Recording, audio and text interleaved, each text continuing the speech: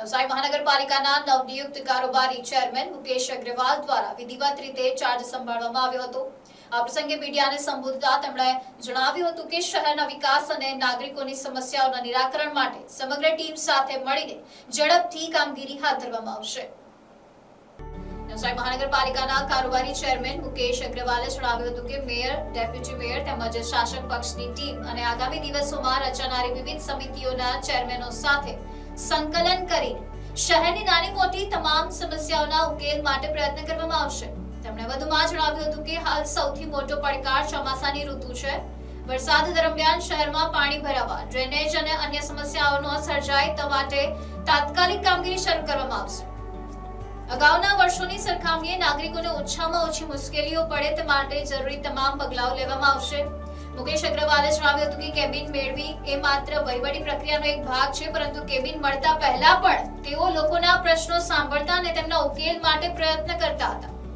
હવે પણ લોકો સુધી પહોંચી તેમની સમસ્યાઓ સાંભળીને તાત્કાલિક નિરાકરણ લાવવાની દિશામાં કાર્ય કરવામાં આવશે। તેમણે નાગરિકોને વિશ્વાસ આપ્યો હતો કે મહાનગરપાલિકાની સમગ્ર ટીમ સાથે મળીને શહેરના વિકાસ અને જન સુવિધાઓને વધુ સશક્ત બનાવવા માટે સતત કામગીરી કરવામાં આવશે।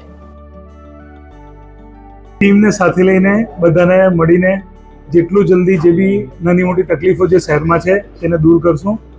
મેયર સાહેબ, ડેપ્યુટી મેયર સાથે સાથે જે અમારી શાસક પક્ષની ટીમ ને બીજી એવી ટીમો લગભગ 4-5 દિવસમાં બની જવાની છે, જે ચેરમેનો બનવાના છે, બીજી ટીમો સાથે છે મળીને તાત્કાલિક હમણાં મોટામાં મોટું ચેલેન્જ જો કહીએ તો વરસાદનો સમય હમણાં છે, એટલે વરસાદ માટે શહેરમાં તકલીફ ના પડે તેના માટે જે બી કંઈ કરવાનું છે તેના માટે ચોક્કસ સમય તાત્કાલિક કાર્ય કરીને પૂર્ણતા કરશું કે ઓછામાં ઓછી જે આજ સુધી જે તકલીફો પડી છે તેના કરતાં ઓછામાં ઓછી તકલીફો પડે ને કદાચ નહીવત ના પડે તે રીતના વરસાદનો સમય નીકળી જાય।